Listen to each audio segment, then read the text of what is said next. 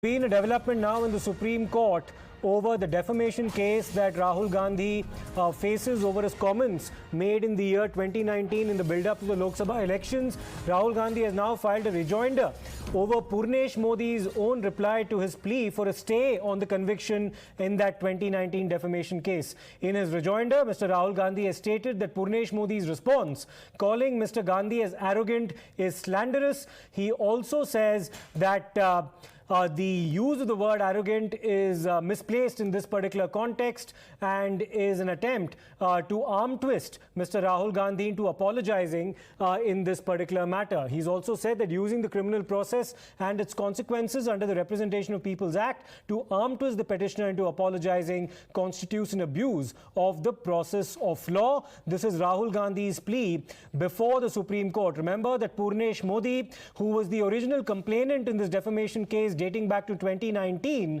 has in fact sought to also file his own intervention plea in the Supreme Court and ask the Supreme Court to hear his case against Mr. Rahul Gandhi before it proceeds to adjudicate in this matter. It's in that context that Rahul Gandhi has now replied to Purnesh Modi's own application. Let me go across to Bhavtosh for more on this. Bhavtosh, take us through the details of what Rahul Gandhi has said in his rejoinder to Purnesh Modi's claims before the Supreme Court. Siddharth, in fact, we have accessed his rejoinder, and in his rejoinder, he has said that the claims of Purnesh Modi are slanderous in nature. He has further said that the reply uses slanderous terms as arrogant to describe the petitioner only because he has refused to apologize. He has further said that using criminal process and its consequences under RP Act to arm the petitioner into apologizing is abuse of process of law. Remember, this matter will be taken up by the Supreme Court on 4th of August. Further, he has said that using the criminal process and the consequence under the Representation of People's Act to arm twist the petitioner into apologizing for no fault is gross abuse of judicial process. Gross abuse of judicial process and ought not to be used by this court. Remember, Rahul Gandhi has, in fact, his petition has been rejected first by the Metropolitan Court, then subsequently by the Sessions Court, and then by the Gujarat High Court. Only after that, he had gone to the Supreme Court. He's hoping to get a relief from the Supreme Court, and the matter has now been posted for hearing on 4th of August. Rahul Gandhi has now, in fact, filed a rejoinder to the petition that has been filed by the Purnesh Modi, to which he has now, Rahul Gandhi has said that the reply that has been filed by the Purnesh Modi is slanderous in nature, and he has in fact trying to seek some kind of relief from the Supreme Court. And Bhavtosh, what's also quite interesting is the fact that at least so far in all these proceedings, Rahul Gandhi has not issued a categorical apology.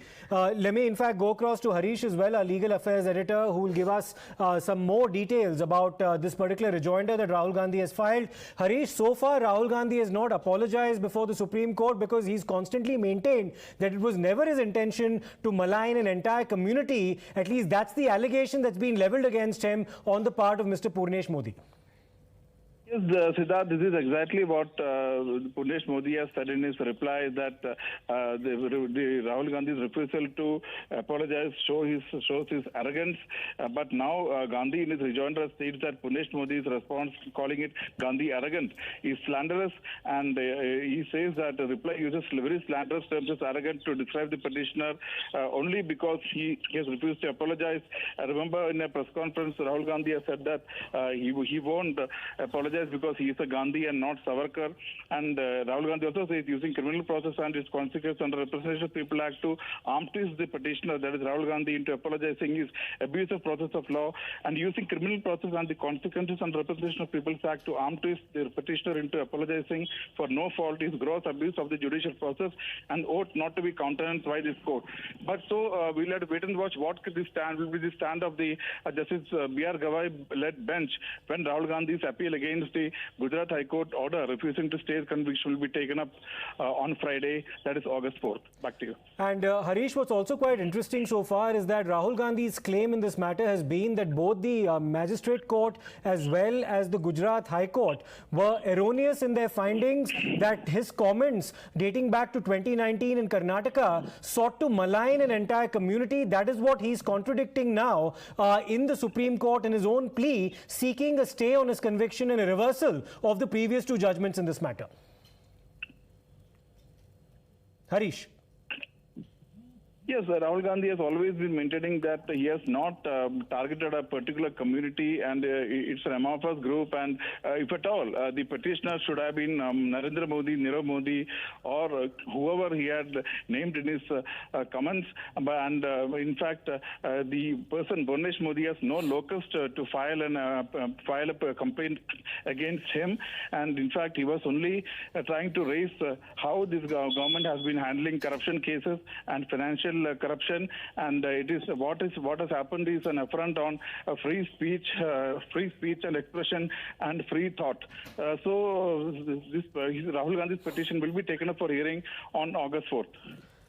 And this is, of course, happening in the build-up to that hearing on the 4th of August, like you rightly mentioned, Harish. And the context to all of this is an intervention application that had been filed by Mr. Purnesh Modi himself before the Supreme Court, where he basically said that the Supreme Court ought to hear him and not adjudicate on this matter without having heard his own plea in this matter.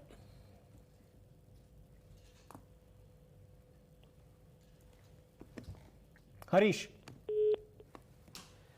Well, at least that's the context in which these proceedings are now taking place before the Supreme Court. The hearing will take place on the 4th of August. Remember that Purnesh Modi was the original complainant in this particular case when he filed a defamation case against Mr. Rahul Gandhi over comments that he made in Kolar in Karnataka in the year 2019 in the build-up to the Lok Sabha elections. Purnesh Modi was the original applicant and the complainant against Mr. Rahul Gandhi, and successfully, in fact, prosecuting him for defamation before the magistrates court and subsequently the Gujarat High Court as well in this matter. The matter now, of course, will be heard in the Supreme Court following Rahul Gandhi's appeal, and that hearing will take place on the 4th of August.